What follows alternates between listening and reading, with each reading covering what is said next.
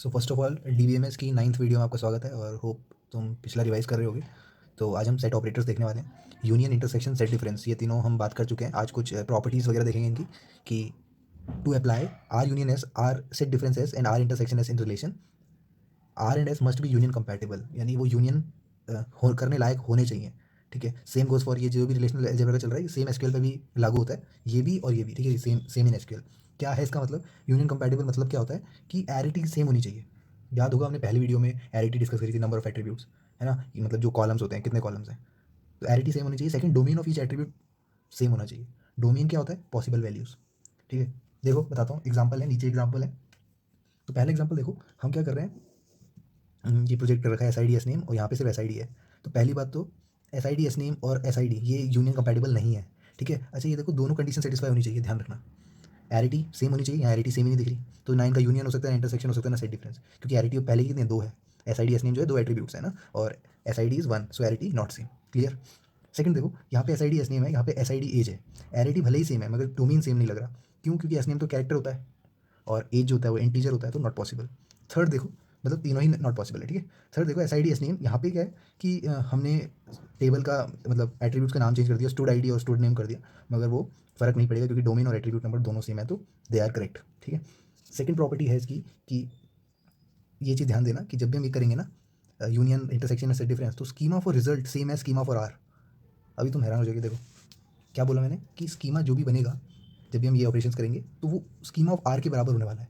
ठीक है, सेम है स्कीमा ऑफ आर। आर क्या है? लेफ्ट साइड में है ना। Resulted record set is distinct record set, और जो भी रिजल्ट आएगा वो डिस्टिंक्ट रिकॉर्ड आएगा। ये तो शायद तुम्हें पता भी होगा। तो देखो, आर ये है, एस ये है। आर यूनियन एस बताओ क्या होगा? भले यहाँ पे डी ई एफ है मगर आंसर जो आने वाला है ए बी सी में ही आने वाला है। ठीक है, तो ये कहने का मतलब था कि रिजल्ट जो होगा स्कीमा क्या सेम होगा आर की तरह।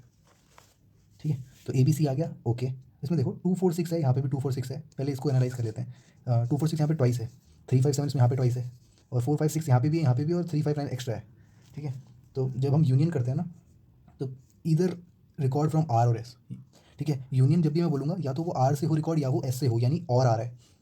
इसके बारे में हम क्वेश्चन भी करेंगे अभी। ठीक है, तो एक चीज़ समझ में, दोनों में से होना चाहिए। तो 2 4 5 है। ठीक है, दोबारा से 2 4 5 लेने की जरूरत नहीं, एक बार में हो गया। 3 5 7 ले लेते हैं। ठीक है, दोबारा लेने की जरूरत नहीं क्योंकि डिस्ट्रिक्ट रिकॉर्ड चाहिए। क्लियर। 4 5 6 और 3 5 9, यानी सारे ही रिकॉर्ड हमने ले लिए मगर एक ही बार में लिए। क्लियर। इंटरसेक्शन क्या होता है कि record from R and S. And महत्वपूर्ण है, इंपॉर्टेंट है, क्योंकि आर और एंड, आर और एस में से जो भी कॉमन होगा ना वही यहाँ पे लेंगे। तो 2 4 6 भले यहाँ 3 बार दिख रहा है मगर लेंगे एक ही बार, है ना। मतलब ऐसा मत करना कि 2 4 6 और 2 4 6 कॉमन है, ठीक है, 2 4 6 और ये वाला 2 4 6 कॉमन है, ठीक है, ऐसा नहीं। Distinct values. और 4 5 6 यहाँ पे देखो, 4 5 6 कॉमन, तो ठीक है। क्लियर। आर माइनस एस क्या है कि आर में से record of R but not S. R के रिकॉर्ड रहेंगे, एस के नहीं, ओनली आर रिकॉर्ड्स, ऐसे भी बोल सकते हैं इसको। अच्छे से समझेंगे नेक्स्ट पेज में। पहले ये देख लो कि यहाँ पे 2 4 6 दिख रहा था तो हटाना पड़ा, 3 5 7 नहीं दिख रहा है तो ये डाल देते हैं, 4 5 6 भी दिख रहा था तो हटाना पड़ा, तो बचा क्या? सिर्फ 3 5 7, तो this is the only answer. Clear. ठीक है, थोड़ा सा और देख लेते हैं अच्छे से जो बातें हमने डिस्कस की। तो एक नई चीज़ और है कि यूनियन और सेट डिफरेंस होते हैं वो बेसिक ऑपरेटर्स होते हैं, मगर इंटरसेक्शन जो होता है वो डिराइव्ड ऑपरेटर है। डिराइव्ड मतलब जैसे तुमने देखा होगा, जॉइन जब मैंने बताया था तुम्हें, डिवीजन मैंने बताया था कि वो डिराइव है, तो यानी बेसिक ऑपरेटर्स का यूज़ हो रहा है। तो आर इंटरसेक्शन एस मतलब ये डिराइव्ड ऑपरेटर ये बना किससे है? R minus S. कहने का मतलब कि मान लीजिए ये आर है, ये एस है। ठीक है, let's say this is R, this is S. ठीक है, तो इन दोनों में आर माइनस एस करने का मतलब क्या है कि जो सिर्फ आर में है, ये पर्टिकुलर आर है ना। आर माइनस एस मतलब सिर्फ जो आर में है, ये देख रहे हो, ये जो लाइंस बनी है। ठीक है, मगर आर माइनस एस जो सिर्फ आर में है उसी को माइनस कर दो आर माइनस एस में से, तो बचा क्या? कि सेंट्रल पार्ट। समझ में आ रहा है? आर माइनस एस तो वो हो गया कि वो सारी वैल्यू जो आर में है और एस में नहीं है, तो एस में तो ये भी था तो ये गायब हो गया, है ना। मगर आर माइनस एस क्या है? ये वाला हिस्सा जहाँ पे ये चेक नहीं बन पाया। ठीक है, सिर्फ नॉर्मल रहा। क्लियर है। तो आर ए कॉमा बी और S A comma B attribute name of R and S are same.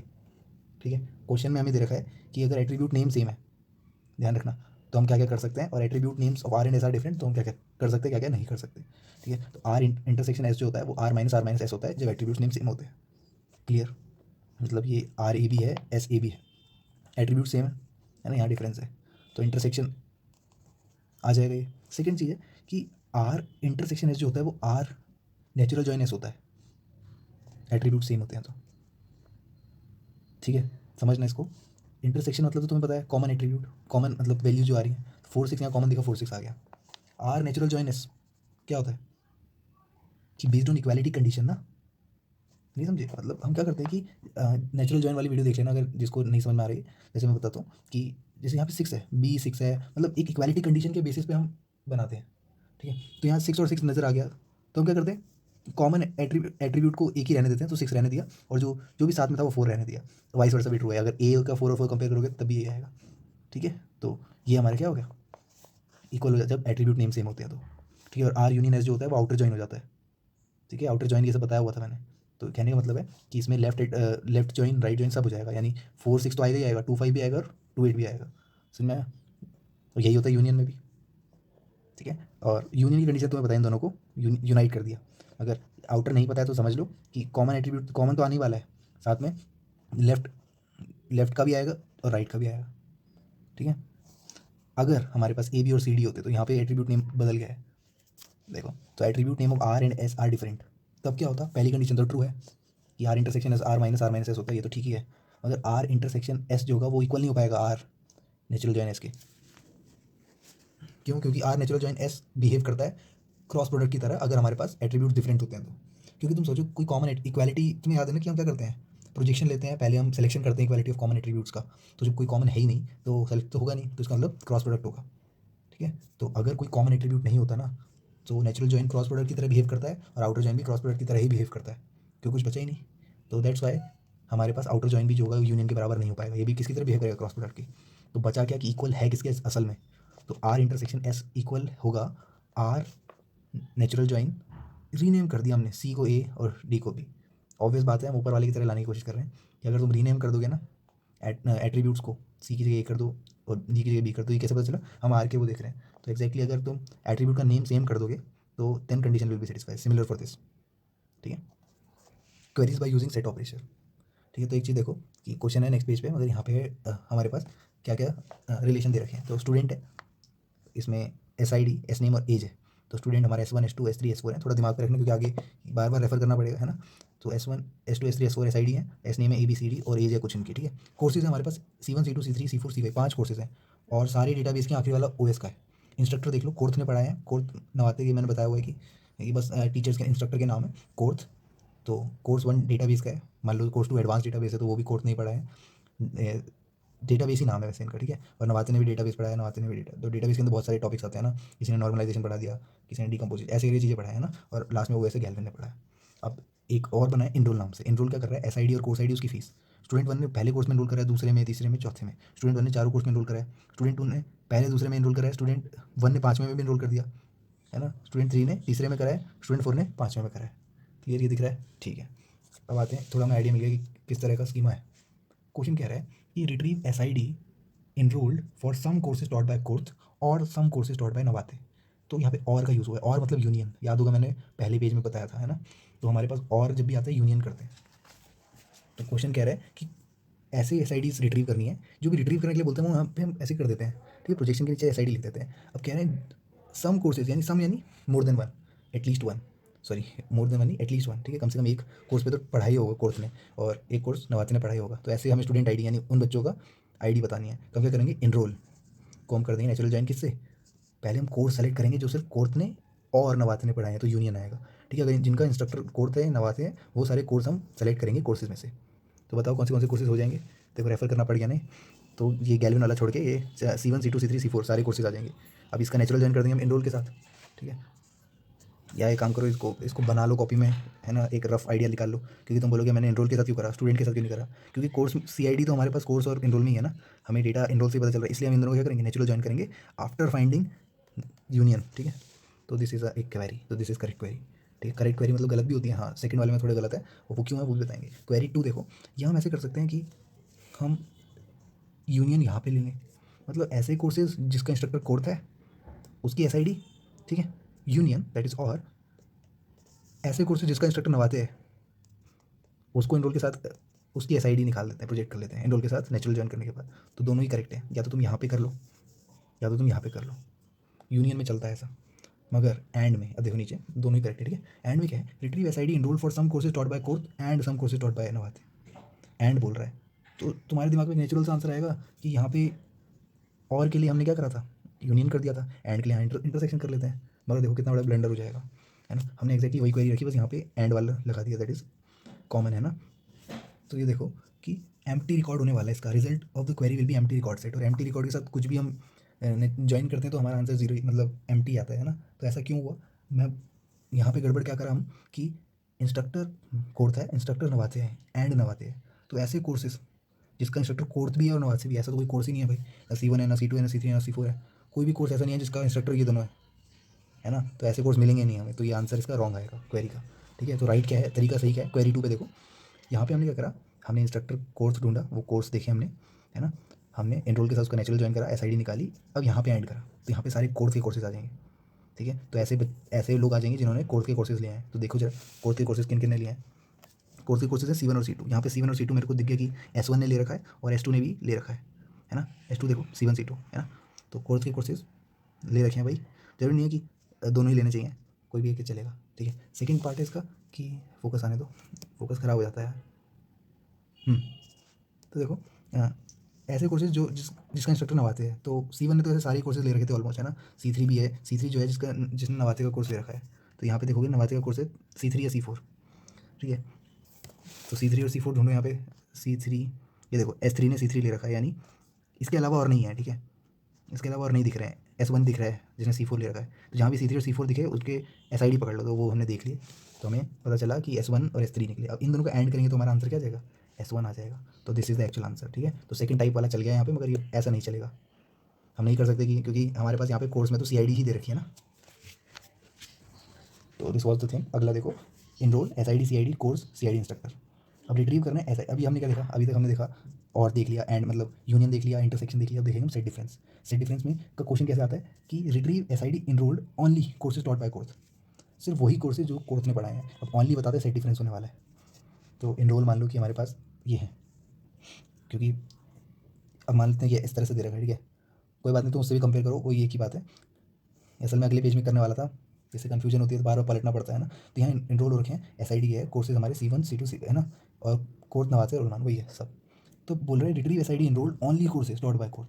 जब भी ओनली आया ना, तो याद रखना कि पहले तो SID इनरोल सम कोर्सेज, जिसने कोई ना कोई कोर्स में इनरोल कर रखा है, तो हम क्या करेंगे, ये सारी SID पकड़ लेंगे। तो हमने SID इनरोल सम कोर्सेज, ये तो ठीक है, माइनस जिसने पहले तो सारे कोर्सेज की SID मतलब जिस भी बच्चे ने कहीं ना कहीं इनरोल कराया उसका रोल नंबर पकड़ लिया ना, SID पकड़ ली, स्टूडेंट ID माइनस करा student enrol some non course courses, मतलब सब में से नॉन कोर्स कोर्सेज को हटा दो तो सिर्फ कोर्स कोर्सेज तो बचेंगे। क्वेश्चन भी वही बोल रहा है, ओनली कोर्सेज टोट बाय कोर्स।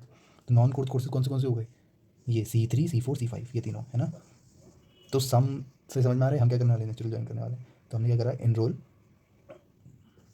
नेचुरल ज्वाइन करा, इंस्ट्रक्टर जिसका कोर्स नहीं है वो सारे कोर्सेज ला के दो। ठीक है, अब क्वेश्चन आता है कि SID enrol some course courses, तो यहाँ पे नॉट इक्वल टू हट जाता, इक्वल टू आ जाता, जो कि हम पहले भी कर चुके हैं। मगर यहाँ पे नॉन कोर्स कोर्सेज, तो जिसका इंस्ट्रक्टर कोर्स नहीं है वो सब ला के दो। तो पहले तो हमने S1 S2 S3 S4 ला के दे दिए। यहाँ पे दिया कि जिसका इंस्ट्रक्टर कोर्स नहीं है वही हमें चाहिए।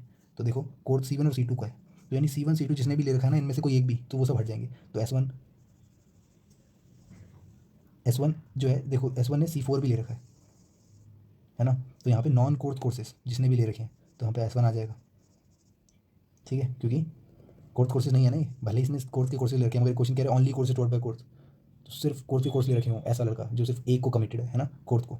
तो S1 ने तो सारे ले रखे हैं, तो भले भले ही उसने C1 C2 ले रखा है, मगर C4 भी ले रखा है, दैट इज़ नॉट कोर्स। तो S1 आ गया।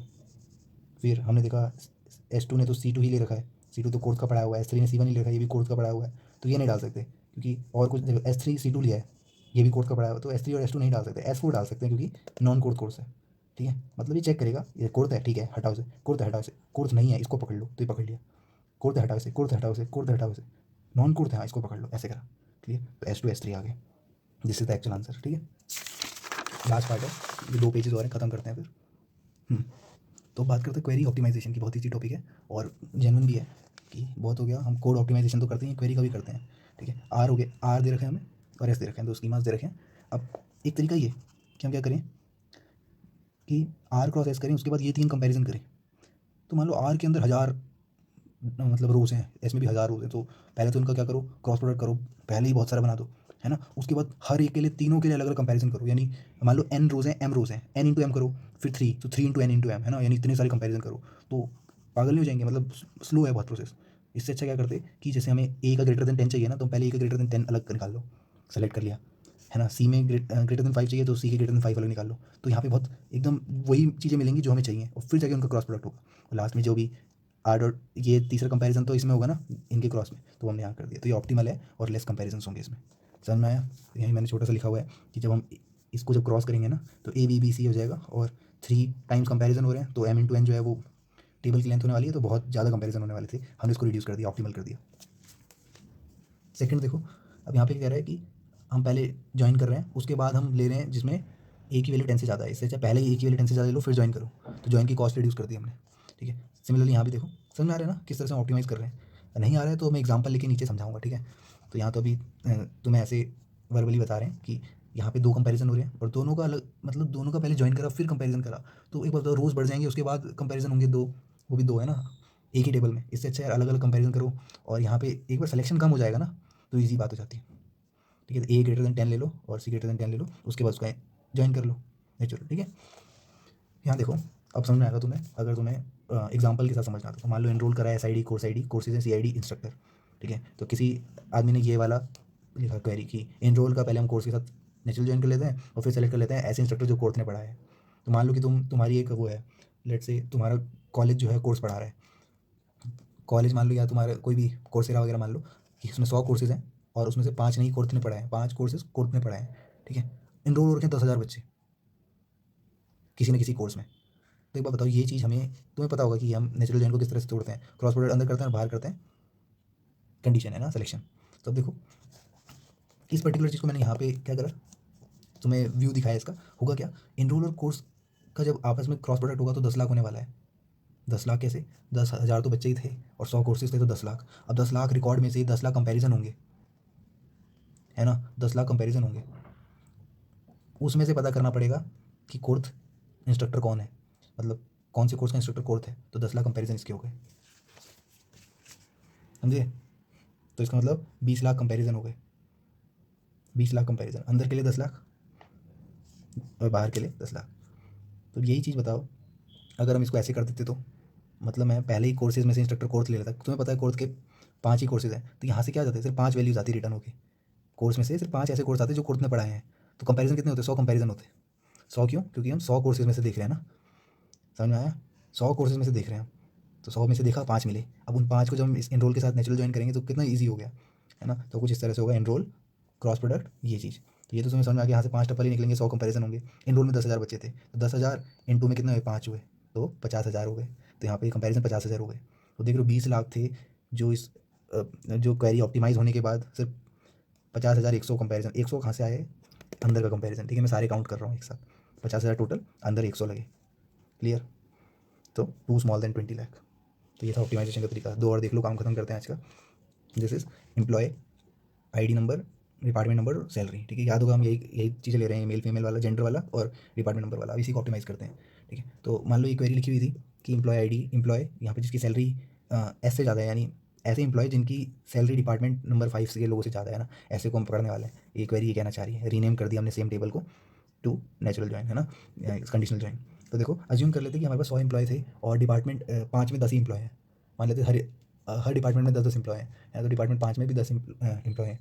तो अब क्या हुआ, ये इस क्वेरी ने क्या करा, 100 एम्प्लॉय यानी 100 टपल मतलब रोज़ होता है, ठीक है, 100 टपल्स, यहाँ से भी 100 टपल्स। अब इन दोनों का जब होगा नेचुरल ज्वाइन, जब कंडीशनल ज्वाइन जो भी होगा, यहाँ पे देखो तो 10,000 कंपेरिजन होंगे, 10,000 बार चेक होगा, है ना, मगर एक बार नहीं, कितनी बार, 2 बार, क्योंकि 10,000 के लिए 20,000 क्यों हुआ, क्योंकि पहले तो कंडीशन चेक होगी कि सैलरी किसकी ज़्यादा है, पहली कंडीशन ये चेक होगी कि डिपार्टमेंट 5 किसका है, दूसरी कंडीशन ये चेक होगी सैलरी किसकी ज़्यादा है। ठीक है, मतलब दोनों ही कंडीशन चेक होंगी, है ना, इंटरसेक्शन है तो दोनों ही कंडीशन चेक लेनी है। तो 20,000 कंपेरिजन हो गए। और रही बात, इसको थोड़ा ऑप्टिमाइज़ कर देते हैं, तो हम क्या करते हैं, ये अलग अलग लिखने से अच्छा पहले डिपार्टमेंट 5 के लोगों को ले लेते हैं। तो डिपार्टमेंट 5 के लोगों को ढूंढने के लिए सिर्फ 100 ही कंपेरिजन होंगे, है ना, क्योंकि हमारे पास टोटल कितने इंप्लॉयज़ है, 100, उसमें से आए 5, डिपार्टमेंट डिपार्टमेंट 5 के कितने आए, सॉरी 10 आए। तो मैं डिपार्टमेंट 5 में 10 लोग काम करते हैं, हर डिपार्टमेंट में 10 लोग काम करते हैं, ऐसे मान के चलो, तो डिपार्टमेंट 5 में भी 10 लोग काम करते हैं। तो हमने यहाँ से 10 टपल निकाले, यहाँ से 100, तो कितने कितने वो है, 10 के टपल्स। और कंपेरिजन कितने होंगे, एक ही बार होगा ना, यहाँ तो 2 बार हो रहा था, यहाँ एक ही बार होगा, तो 1 के ही रहा। तो देख लो 1 के कंपेरिजन रहा, तो यहाँ कॉस्ट ऑफ क्वेरी कितना आ गई, 1,000 इसके, और ये इस चीज़ के लिए 100 कंपेरिजन, क्योंकि 100 एम्प्लॉयज़ थे ना, 100 एम्प्लॉयज़ में से तुम ढूंढ रहे हो कि डिपार्टमेंट 5 किसका है ना, तो 100 का पूछना भाई तेरा डिपार्टमेंट 5 है, हाँ या ना, कहेगा नहीं, अगले से पूछा, ऐसे करके 100 लोगों से पूछा तो 100 कंपेरिजन, और यहाँ 1K तो इसलिए हो गया क्योंकि यहाँ पे ज्वाइन कर रहे हैं। तो टोटल कितने कंपैरिजन हो गए? 1K क्यों हुआ यहाँ पे? क्योंकि हम हर किसी से पूछे क्या तेरी सैलरी इससे ज़्यादा है, क्या तेरी सैलरी इससे ज़्यादा है, तो 1K लोगों से पूछ लिया। 1K में 100 जुड़ा यानी 1100। तो यहाँ पे 20,000 थे, ठीक है। हर इंप्लॉय से यही पूछ रहे से क्या तो डिपार्टमेंट 5 का है, क्या तेरी सैलरी इससे ऐसे हर किसी से पूछ रहे थे, ठीक है। लास्ट देखो, होप क्लियर हो गया होगा। लास्ट में एक्सप्लेन कुछ नहीं किया है, बस यहाँ पे ऐसे है कि हम पहले क्या कर रहे हैं कि एम्प्लॉय का नाम चेंज कर दिया और ज्वाइन नेचुरल ज्वाइन या कंडीशनल ज्वाइन करने के बाद तीन तीन चीज़ें पूछ ली, तो 3 कंपैरिजन हो गए। इतनी बड़ी टेबल बनेगी पहले तो, बहुत बड़ी टेबल एम क्रॉस एन की, ठीक है। उसमें भी 3 कंपैरिजन, तो 3 इंटू एम क्रॉस एन हो जाएगा, जो मैंने यहाँ पे बताया हुआ है तुम्हें, है ना। तो इससे अच्छा क्या करो, जेंडर फीमेल अलग निकालो। कम लोग होंगे डेफिनेटली, मान लो कि एम एम थे टोटल, है ना। एम में से फीमेल वाले निकले एम माइनस कुछ, कम हो गए ना। यहाँ पे सेम टेबल है तो एम इसमें भी होंगे, मगर इसमें बचे होंगे बाकी आधे, ठीक है। आधे फीमेल आधे मेल। अब इनका क्या करेंगे, कंडीशनल ज्वाइन कर दिया, इनकी सैलरी है ना, तो कंपैरिजन कम हो गए। यहाँ एक कंपैरिजन हुआ, वो भी कम लोगों में, ठीक है। तो ऑप्टिमाइज़ कर दिया, ठीक है। होप वेरी ऑप्टिमाइजेशन समझ में आया होगा और आज कुछ नया सीखने को मिला होगा। चलो ऐसे ही सीखते रहो, गेट सेट स्टडी में, ठीक है फिर।